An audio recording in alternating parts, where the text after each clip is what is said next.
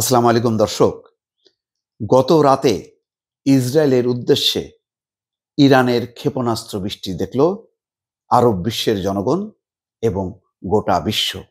গণমাধ্যম, টেলিভিশন এবং নানা সামাজিক যোগাযোগ মাধ্যমে রাতভর বলতে গেলে আরব বিশ্বের জনগণ করতালি দিয়ে, স্লোগান দিয়ে উৎসাহ দিয়েছে ইসরায়েলের বিরুদ্ধে ইরানের যে ভয়াবহ ক্ষেপণাস্ত্র বৃষ্টির সেই হামলা, তার ভয়াবহতা ইতিমধ্যে ইসরায়েল টের পেয়েছে। অন্তত দুটি শহরে একেবারে বিপর্যস্ত অবস্থা। লোকজন ঊর্ধ্বশ্বাসে পালানোর যেসব দৃশ্য, সেগুলো সামাজিক যোগাযোগ মাধ্যমে ছড়িয়ে পড়েছে এবং অসংখ্য মানুষ আরব বিশ্বের যারা ইসরায়েলের দ্বারা নিপীড়িত, নির্যাতিত এবং এক ধরনের দাসত্ব অবস্থার মধ্যে নিপতিত, তারা চরম উৎসাহ নিয়ে, উদ্দীপনা নিয়ে সেই দৃশ্যগুলো দেখেছে।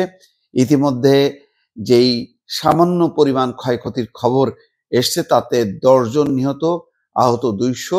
বলা হচ্ছে ইসরায়েলের দুটি শহর একেবারে তছনছ হয়েছে এবং ক্ষয়ক্ষতির বিবরণগুলো আসতে শুরু করেছে। ইতিমধ্যেই নড়ে চড়ে বসেছে ডোনাল্ড ট্রাম্প। দ্রুত মধ্যস্থতার জন্য তারা প্রস্তাব দিচ্ছে মার্কিন যুক্তরাষ্ট্র, এবং কিভাবে এই যুদ্ধ থামানো যায় তা নিয়ে ডোনাল্ড ট্রাম্প ভ্লাদিমির পুতিন রাশিয়ার প্রেসিডেন্টের সঙ্গে দীর্ঘ সময় ধরে আলাপ আলোচনা করেছে। দর্শক, আপাতত আপনাদেরকে জানাই কি হয়েছে গত রাতে, তার খবরাখবর জানাবো।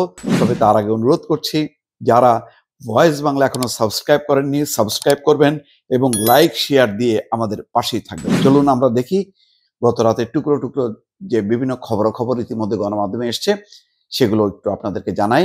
ইসরায়েলে শনিবার মধ্যরাত এবং রোববার ভোরে 2 দফা ক্ষেপণাস্ত্র হামলা চালিয়েছে ইরান। নিশ্চয়ই দর্শক, আপনারা সামাজিক যোগাযোগ মাধ্যমে দেখেছেন যে অন্ধকার ভেদ করে একেবারে মনে হচ্ছে যেন তারা মতন মানে ছুটছে মানে ইসরায়েলের উদ্দেশ্যে, এবং জর্ডানের উপর দিয়েই গেছে।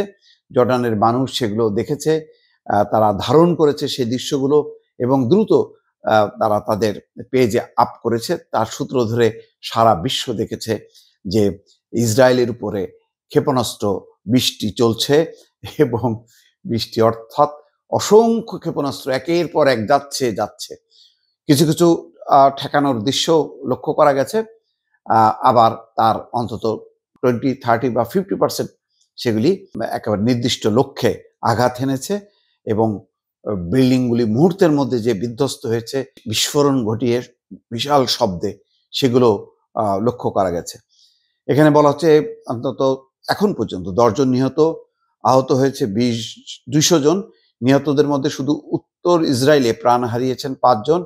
নিহতরা আরব ইসরায়েলি বলে জানিয়েছে সংবাদ মাধ্যম টাইমস অফ ইসরায়েল। অন্য সংবাদ মাধ্যম কিন্তু ভালোভাবে কাভার করতে পারছে না এবং কাভার করার সুযোগও নেই। তারা খতিব পরিবারের সদস্য। শহরটি ফিলিস্তিন ইসরায়েল অধ্যুষিত। অপরদিকে ভোরের হামলায় 60 বছর বয়সী এক নারী প্রাণ হারিয়েছে। ইসরায়েলের জরুরি সেবা সংস্থা মেগান ডেভিড আদম জানিয়েছে মধ্য ইসরায়েলের বাত ইয়ামে ওই নারী নিহত হয়েছেন। এছাড়া সেখানে আহত হয়েছে অন্তত 30 জন, যাদের মধ্যে কয়েকজন অবস্থা আশঙ্কাজনক। অপরদিকে রেহেবতে 2 জন গুরুতর আহত হয়েছেন। ইরানি হামলায় বাণিজ্যিক রাজধানী তেল আবিব এবং রামাত গানেও বেশ কিছু অবকাঠামো ক্ষতিগ্রস্ত এবং হতাহতের ঘটনা ঘটেছে। তবে সেখানকার হতাহতের সংখ্যা এবং ক্ষয়ক্ষতির পরিমাণ এখনো জানা যায়নি। আপনারা জানেন যে ইসরায়েলি সংবাদ মাধ্যমগুলো সেগুলো কঠোরভাবে নিয়ন্ত্রণ করেছে, যাতে ইসরায়েলিদের মনোবল ভেঙে না যায়। ইরানের এই হামলার আগে ইসরায়েলিদের নিরাপদ আশ্রয়ে চলে যাওয়ার নির্দেশ দেয় সেনাবাহিনী, তবে এখন তারা সেই নির্দেশনা তুলে দিয়েছে। সংবাদ মাধ্যম আল জাজিরা জানিয়েছে ইসরায়েলের ওই আরব শহরটিতে হতাহতের সংখ্যা বেশি, কারণ সেখানে আশ্রয় নেওয়ার মতো খুব সুবিধা নেই। দর্শক, আপনাদেরকে জানাবো, সঙ্গে থাকেন। একের পর এক আপডেট আসছে। বেলা যত গড়াবে তত সেই খবরাখবরগুলো সামনে আসতে থাকবে। দর্শক, ভালো থাকবেন। আল্লাহ হাফেজ।